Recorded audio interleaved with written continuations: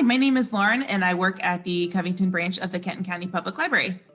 Hi, and my name is Emily, and I work at the Erlanger branch, and we are here to tell you how not to kill your houseplants. Yay! So, Lauren, how did you get into houseplants? Well, you already know how I got into houseplants because you got me started on it. So I bought a couple little succulents from, I think it was just CVS. They were like $1, and I was super excited. I was like, oh, I need something, to spruce up my house when we were all in lockdown around March. And I posted them on my Instagram, and you were like, oh, hey, what kinds are these? And let me help you figure out what they are. And then you offered me like 5 houseplants cuttings, and then now I have like 50 of them. So how did you get started? You were my gateway into it. How did you get into it?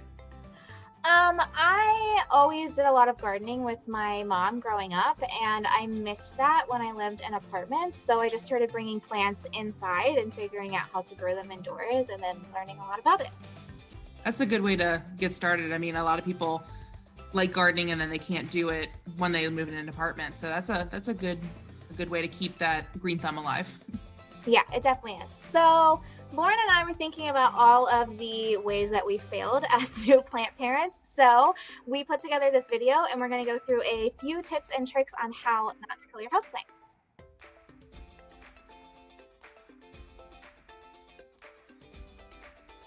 One of the most crucial first steps to learning how to care for your plant is learning how to water it.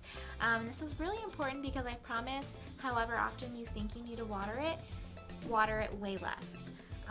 Most of our beginner houseplants are going to be more tolerant of less water than more water, because the more you let them sit in that wet soil without drying out, they're going to be more susceptible to root rot and fungus gnats and a whole host of other issues that Lauren is going to talk about in just a bit.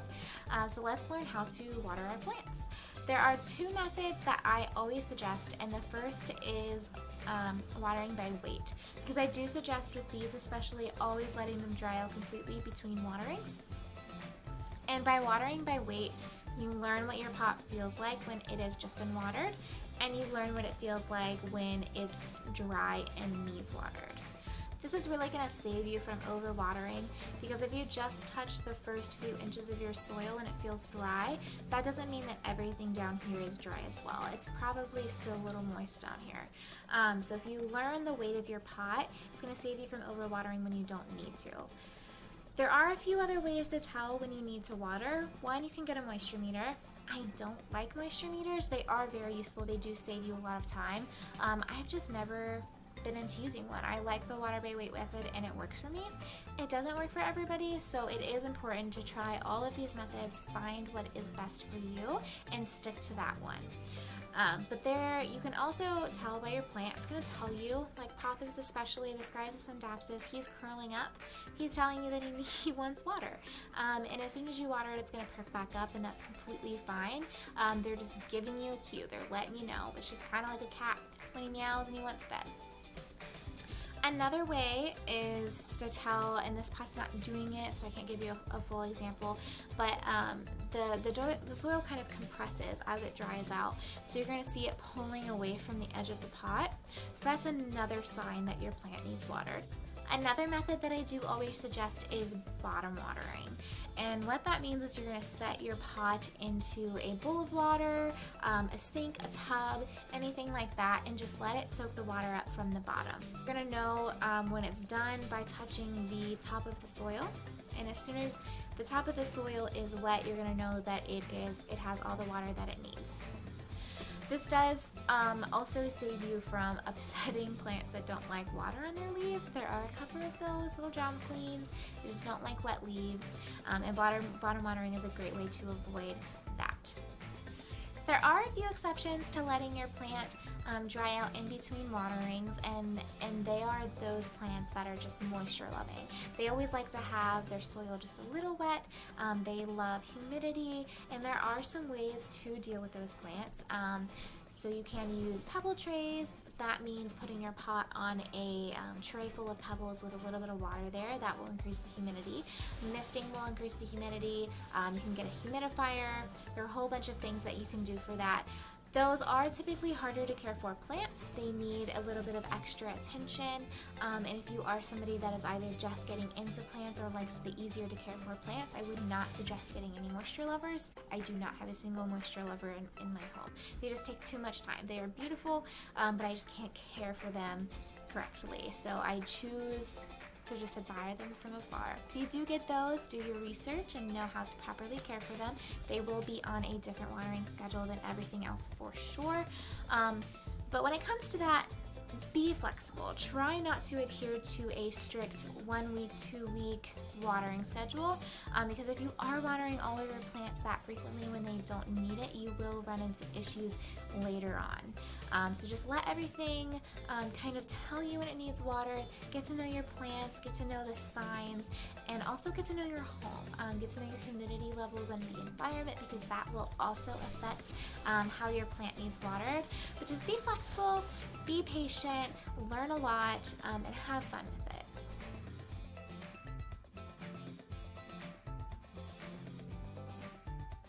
When it comes to troubleshooting problems with your plants, there's a lot of resources out there, and the number one thing that I would say has helped me the most is being part of a local plant group. We just meet on social media and have topics of discussion, and we are able to post things when we have a question. If you're looking into this hobby, to find your local plant people, because they're very useful.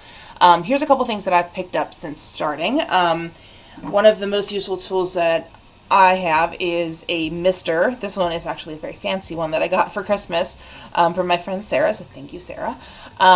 It is just for increasing your humidity to plants, and this one has a nice wide spray, so it gets a wide area, and it's very fine, so it looks like it's pretty small, but it actually will last you a while in keeping those plants a little bit wetter without having to water them all the time, because most house plants are tropical plants, so they're used to more humidity than we get typically here in the Midwest.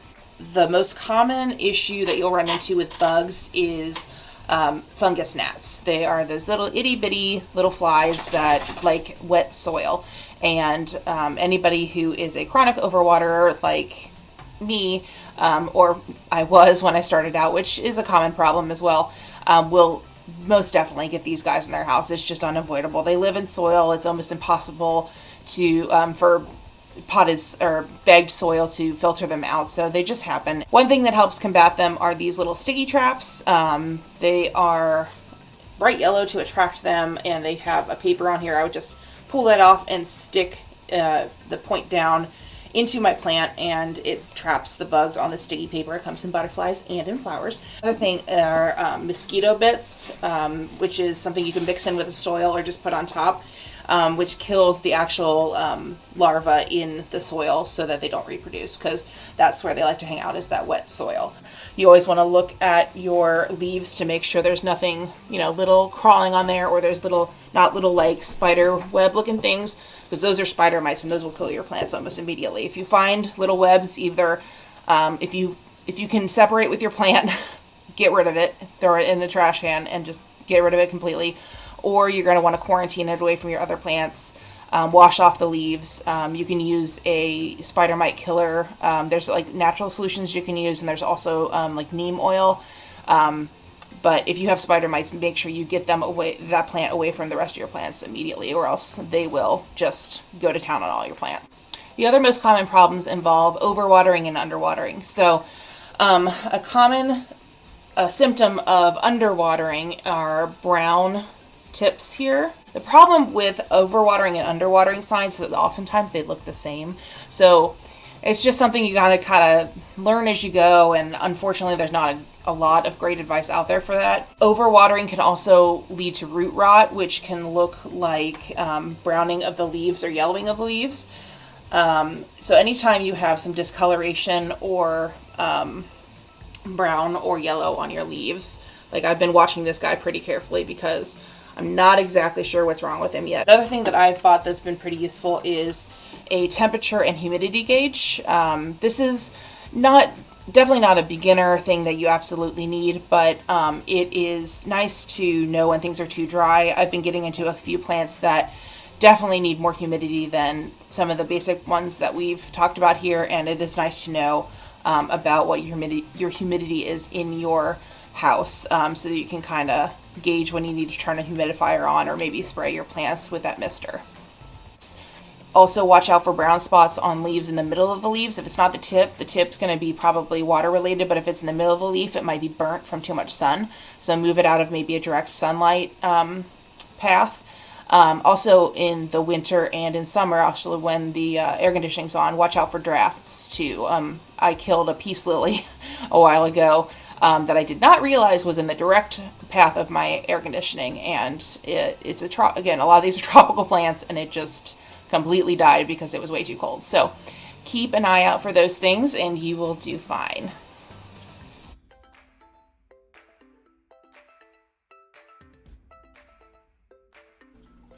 Another important thing to know as a new plant parent is how to pot your plant. And I will caution you and say that there are a lot of myths out there on how best to pot your plant and when and all of that. And really, just like watering, it is just important to find a method that works for you, because every gardener is different, and that is okay. A lot of people think that you should repot your plant as soon as you bring it home, and I would say do not do that unless you think there's something sinister at play. If you think there are pests in the soil or you suspect root rot or something like that, do certainly immediately take it out of its soil and repot it. But otherwise, give it a week, sometimes 2 weeks, maybe even longer than that, to acclimate to your home, because it's just been brought into a new location that has different light content. It's just a different environment overall, and waiting to repot is going to reduce the amount of stress that's already on the plant and its roots. There are also some myths that people think your plant should be repotted every year, every few years, what have you.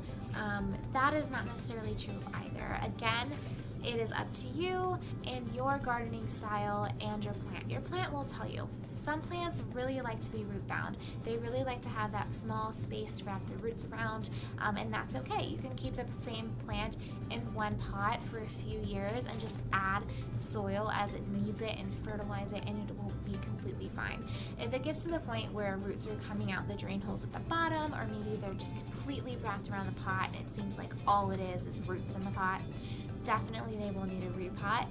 Typically they say 1 to 2 inches bigger than the pot that it is currently in to give it some room to grow. When it comes to soil, you really only need the generic indoor potting soil that you can get pre-mixed at Lowe's, Walmart, Home Depot, any of those department stores.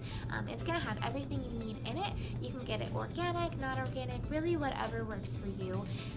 You don't need to get into mixing your own soils unless you're going to get really, really serious about growing your own plants and propagating your own plants, because really this is the basics. That's what you need.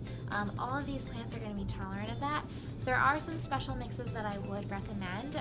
There is a special mix for succulents and cacti, and I do recommend that because they prefer really well draining soil that's a little bit more sandy, has more pockets for that water to come down and drain through.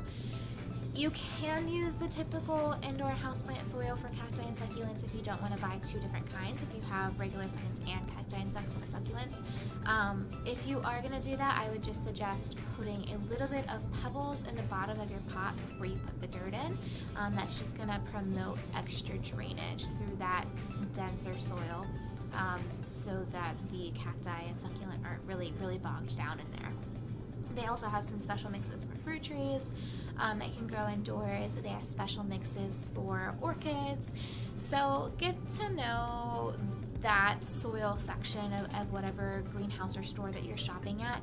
Know what mixes are on hand and what you're potting, and try a few different things. And it's completely okay if you need to switch soils.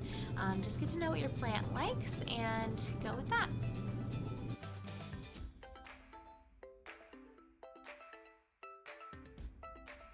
So my dog Maple and I here are going to teach you guys how to propagate your plants. So this is something you can do once you've gotten more comfortable with your plants and want to make more of them, or maybe fill in a plant that is looking a little bit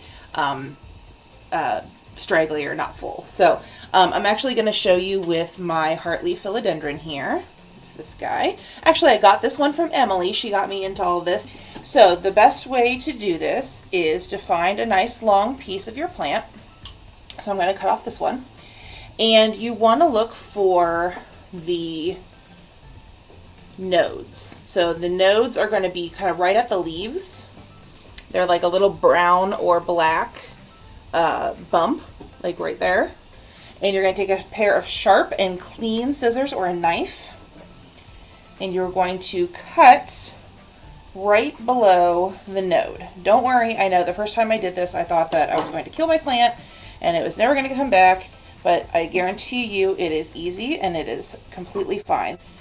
And you can either leave it in one big long length if you want to try to just replant it and have it already be long, because a lot of times you want to propagate for to make a plant that you have already look fuller, especially if you have got it from cuttings. So for example, like I have this Micans philodendron here that was a cutting that is just hanging out by itself. It's one leaf, but that's all that was able to survive when I cut this off of a mama plant. So you can do it like that, or you can do it in one big chunk like this. I'm going to try to, I think, do it in one big chunk like this. And to do that, though, you're going to need to take off at least one leaf. I know, that's sad. Because otherwise you're not going to be able to get that node in the water. So now I have the node here, which is right across from where that leaf was. You can see that right there. And then I'm just going to, I have a little glass jar. I have those little yogurt containers that are glass, and I buy them and I just keep them for propagation. And then literally all you do is you just stick it in there, make sure the node is completely underwater, and let it go. You want to keep it in a bright but not direct sunlight area. So make sure it's getting sunlight, like don't do it like in a windowless bathroom or anything like that. But put it somewhere where it's going to get some light, and keep an eye on the water. If the water starts to get cloudy, or if it starts to go down, maybe it's a little bit dry in your house and it's kind of evaporating to the air, I would change it out maybe every week or so, and just keep an eye on it. And once you get good roots like that, this guy's about ready to be planted. This is a mini Monstra that I got from one of my plant groups I'm in, and it's got pretty good roots there. Not only does it have one root, but it's actually got a couple roots shooting off of that main root there, so that's actually really, really good. So I'm going to take that out of the water and I'll plant it in some soil, whatever the soil is best for the type of plant you're propagating. Now, the best plants to propagate are usually pothos and philodendron, anything where you can find that node. If there's a plant like a Dracaena like this, you can't propagate these guys. They don't have nodes, they grow differently, so that's not an option there. Mostly the trailing plants are the easiest to propagate. One of my absolute favorite houseplants are Peperomia. There are so many different kinds, and sometimes it's hard to believe that they're all related. But I have 4. I have a large variegated teardrop, which I really, really love because it's got these really pretty leaves. And that's one of the best things about them, is that if you're having trouble with flowering plants and you want something beautiful, these are really great because a lot of them are variegated and their leaves almost are like flowers because they're so different colored. This one is a different variety called a American rubber plant, and that's variegated as well. It's got kind of almost a white tinge to the outside.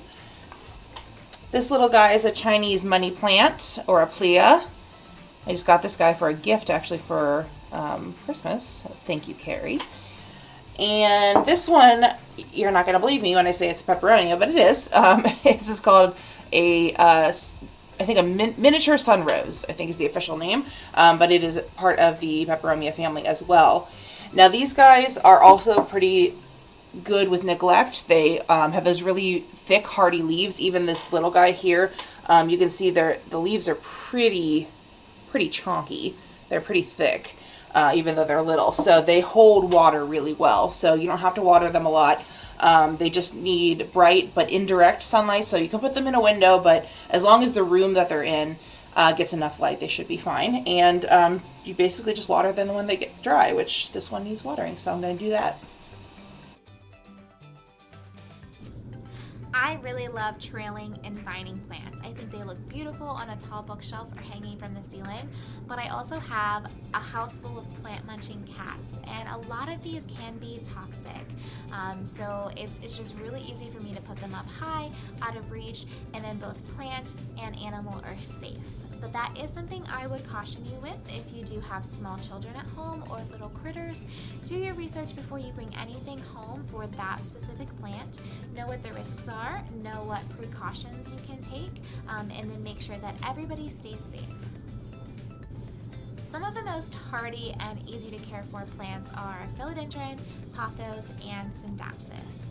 And those are 3 different plant genuses, but I grouped them all together because they're kind of used interchangeably. They look so similar and their care is so similar that in the plant world, everybody just kind of uses those names interchangeably. I can give you an example of how similar they actually do look. This is a Cebu Blue pothos, and this is actually a little unique in the pothos family, and that it has really long pointy arrow-shaped leaves. Most of them are a little more rounded, as you're going to see, which this is a pearls and jade pothos that has a bunch of white variegation in there and speckles on the leaves. This is very close. There's a different variety called the Enjoy pothos that does not have the speckles. It's just the white and the green. This is a neon pothos, similar in leaf shape, almost exactly the same as a jade pothos, but jades are dark green. I really love this yellow color. It's really unique among most plants. And then this is a marble queen. Again, there are many other varieties. Those are a few that I just plucked off the plants this morning to show you.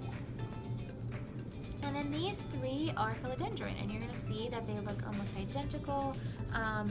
If I give you, these are philodendron, this is pothos, almost identical. So this is a Brazil pothos here.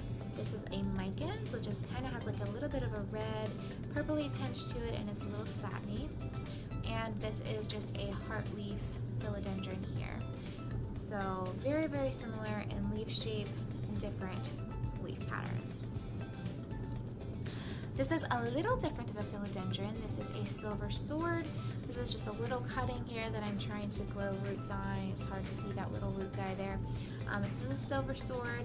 He will hopefully soon grow roots and get bigger. Make a little plant out of him. And then these are syndapsis. So you'll see very similar plant shape again. There are many different varieties of syndapsis. But this is one. It is the silver satin pothos. That is the common name, even though it's not a pothos. You can see how they are, all of the names used interchangeably. And this is also a syndapsis. It is a jade satin. And as I said, their care is all similar as well. They are so hardy. They're really going to take whatever you throw at them as long as you are paying attention and taking enough care. They can tolerate any kind of light. You can put them in low light, medium light, but they do really thrive in high indirect light. And the more variegated patterns like this will become even more variegated in high light. So that is nice to know. If you do have variegated pothos and you want that variegation even stronger, put them in highlight. Just make sure it is not direct light. You will have a risk of burning their leaves if you do put them in direct light. But that really is with any houseplants. They don't typically like direct light. But they're also really fine with any kind of watering schedule as well. Again, I will suggest letting them dry out completely between waterings, but these guys are going to be the ones that are a little bit more tolerant of staying wet more often. Be flexible, be patient, get to know your pothos, your philodendron, your syndapsis, and they will tell you what they need, and they will thrive, and they'll do great. So I wanted to give you an example of how hardy these guys are, and they can really live in water their whole lives if you wanted to, if you like that aesthetic. It's not necessarily recommended, but I know plenty of people that have them just growing right out of their fish tanks or in glass jars or anything like that. And if you're gonna do that, I would suggest going all out and doing it, because if you have them in water for years at a time and then you decide you want to switch them to soil, it's probably not going to take, and they might not make it. So I've had this guy in water here for about 2 years, and this is his roots. And I'm probably just going to let him live like this because, as I said, he probably won't acclimate to soil very well, and I don't want to risk that. But I just want to show you how long this guy is. And keep in mind, when I first put him in this jar, he had no roots at all. He was just a cutting. So a cutting would be like if I chopped this right here and it was just a stem with absolutely no roots, and that's what this was when I put him in here. And now he has these absolutely insanely long roots, and it is really cool to grow them in glass this way, because you don't get to see this root action when they're in soil. So this is how insanely long it is. This is over a yard. One of the most popular indoor plants is the ZZ plant. I have 3. I have just kind of your standard ZZ plant. It's dark green. I have a Raven ZZ plant that's got dark leaves. And I have a Zen ZZ. It's a little thicker and got fatter leaves. And all of these are really great houseplants because they are basically they thrive on neglect. You can leave them alone, forget to water them, or whatever for weeks, and they're fine. This is because they have rhizomes as roots, which is basically looks like potatoes underground, and it stores a lot of their water. These plants are originally from Africa, so they're used to long droughts, and they don't need any special soil. They don't need a lot of humidity or anything, and you can really just put them just about anywhere.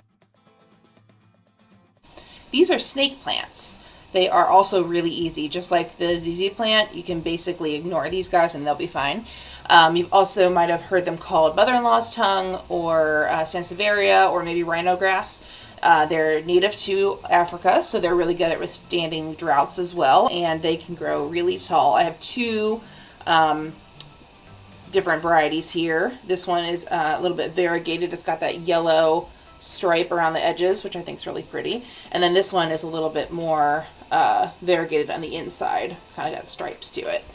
But again, these are almost like succulents or ZZ plants where they don't really need any specific care other than some water every once in a while when you notice that they're like super dry. And otherwise, you can just kind of leave them be. Hoya are another great vining and trailing houseplant that I recommend. There are over 300 varieties that all look completely different. I'm going to show you a few varieties here in just a second, and you probably won't even think they're from the same plant family, but they are all Hoya.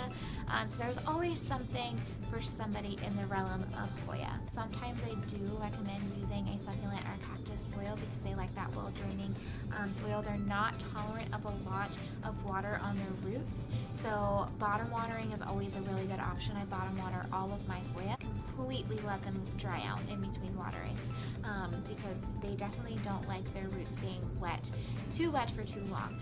So this is a Hoya retusa. It's vining down here. He has very, very thin, strange leaves. This is a Hoya retusa. And this, as I said, you won't even think they're the same plant family, is a Hoya compacta. These guys vine down really long and pretty. This is a cutting that I've been growing of a variegated compacta. You also probably have heard it called a Hoya rope plant before, because they do trail down really long and really pretty. And this is a Hoya kentiana, which I just got recently. I just got this week courtesy of a friend. I'm very in love with it. It's beautiful. And this guy is a Hoya australis. You can see it's vining happening here. It's kind of going crazy. These guys really like to go up, so if you give them some trellises, they'll go crazy. They will vine down as well. You can kind of see it vining up the side of its hanger here. but Hoya australis. And then this last one that I'm going to show you here is a Hoya carnosa. So, as you can see, they all look completely different. It's not anything like the pothos, philodendron, or syndapsis area. They are all completely different.